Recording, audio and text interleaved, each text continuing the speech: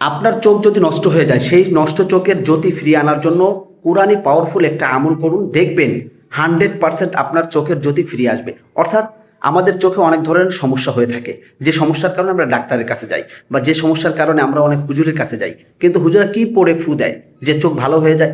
আপনার চোখে যদি কখনো কোনো সমস্যা হয়, সমস্যা বুঝতে পারেন যে পানি দিয়েছেন কোনো সমস্যার সমাধান হয়নি, তাহলে কোরআনের এই আমলটি করবেন, ইনশাল্লাহ 7 দিনের ভিতর আপনি ফলাফল পাবেন। আমলটা কি আপনারা লিখে নেবেন এখান থেকে, ঠিক আছে? আপনি প্রতিদিন 5 ওয়াক্ত নামাজ আদায় করবেন না, 5 ওয়াক্ত নামাজের পরে এই যে দুই হাতের যে বুড়ো আঙ্গুল আছে না, এই যে এটা এই বুড়ো আঙ্গুলের উপরে ফু দিবেন। ফু দিয়ে চোখে এরকম ডলে নেবেন।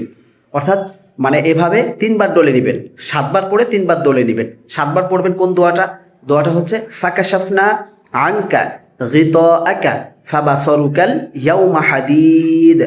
এই দোয়াটা 7 বার পড়বেন। 7 বার পড়ে একবারেই 7 বার পড়বেন, তারপরে 3টা ফু দিয়ে 3 বার মাসে করে নেবেন, তাহলে ঠিক হয়ে যাবে ইনশাল্লাহ। 7 দিন করুন, আপনি 100% ফলাফল পাবেন ইনশাআল্লাহ। ভিডিওটি শেয়ার করে অন্যদেরকে দেখে এবং উপকৃত হওয়ার সুযোগ করে দিন।